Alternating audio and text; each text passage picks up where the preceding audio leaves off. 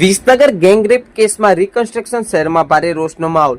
વિસનગરમાં 15 વર્ષીય સગીરા પર થયેલા સામૂહિક દુષ્કર્મ કેસમાં પોલીસે શનિવારે સાંજે 6 આરોપીઓનું રિકન્સ્ટ્રક્શન કરાવ્યું હતું।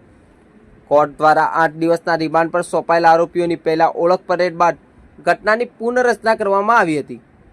પોલીસે આરોપીઓને કડક બંદોબસ્ત વચ્ચે શહેર પોલીસ સ્ટેશનથી જીડી સર્કલ અને ત્યારબાદ બસ સ્ટેન્ડ નજીક આવેલા મીરા ગેસ્ટ હાઉસ સુધી લઈ જઈ રિકન્સ્ટ્રક્શન કરાવ્યું હતું, જ્યાં દુષ્કર્મની મુખ્ય ઘટના બની હતી। આરોપીઓને પગે ચાલતા લઈ જતા રસ્તા પર લોકોના ટોળા ઉમટી પડ્યા હતા અને ભીડે આરોપીઓ સામે ભારે રોષ વ્યક્ત કર્યો હતો। પછી પોલીસે આરોપીઓને ગૌરવપથ મારફતે સેવાલિયા રોડ નજીક પિંડારિયા વિસ્તારના ખેતર સુધી લઈ જઈ અન્ય સ્થળોએ પણ રિકન્સ્ટ્રક્શન કર્યું, જ્યાં ગુનાની અન્ય ઘટનાઓ બની હોવાનું સામે આવ્યું છે। આ ઘટના ગત 4 ઓક્ટોબરના રોજ રાત્રે બની હતી। 15 વર્ષીય સગીરાએ વિસનગર પોલીસે આપેલા નિવેદને જણાવ્યું હતું કે 6 આરોપીએ અલગ અલગ સ્થળોએ તેની સાથે દુષ્કર્મ કર્યું હતું। પોલીસે આ કેસમાં ઝડપી કાર્યવાહી કરતા વિજય ઠાકોર, પવનજી દિવાનજી ઠાકોર, રાજ ઠાકોર, સોમજી સુરેશજી ઠાકોર, દેવાંગ મકવાણા અને પ્રકાશ મોદી એમ 6 આરોપીઓને ઝડપી પાડ્યા હતા। પોલીસે તેમને સ્પેશિયલ પોક્સો કોર્ટમાં રજૂ કરતા કોર્ટે 8 દિવસના રિમાન્ડની મંજૂરી આપી હતી। હાલ પોલીસે આરોપીઓ પાસેથી વધુ પુરાવા એકત્ર કરી રહી છે। કાયદામાં રહેશો તો ફાયદામાં રહેશો। વિસનગર શહેર આજે ગુનાખોરી વિરુદ્ધ એક જ સ્વર સાથે ઊભું છે।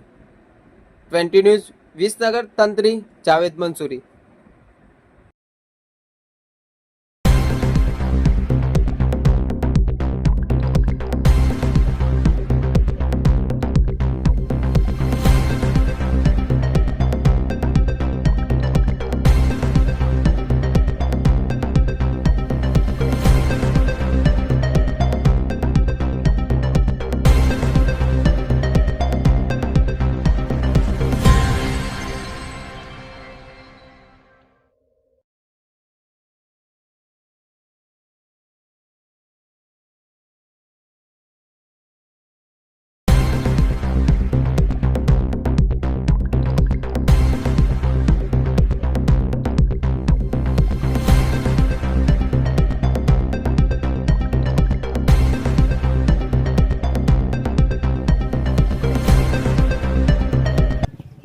મહેસાણા જિલ્લાના વિસનગર શહેરમાં ગઈ તારીખ 4ના રોજ જે એક નાબાલિગ દીકરી ઉપર બળાત્કારની ઘટના જે સામે આવેલી, એ ઘટનામાં જે આરોપીઓ અમે પકડેલા છે એ આરોપીઓને સાથે લઈ એક રિકન્સ્ટ્રક્શન કરવામાં આવેલું છે। આરોપીઓ એ દીકરીને કઈ કઈ જગ્યાએ લઈ ગયેલા અને એની સાથે દુષ્કર્મ કરેલું છે એ તમામ જગ્યાઓનું આજે અમે એમને સાથે રાખીને એનું એક પંચનામું કરેલું છે, રિકન્સ્ટ્રક્શન કરેલું છે અને એક જે અમારા જે તપાસના પુરાવા છે એ પુરાવાને આધીન આ રિકન્સ્ટ્રક્શન કરવામાં આવેલું છે।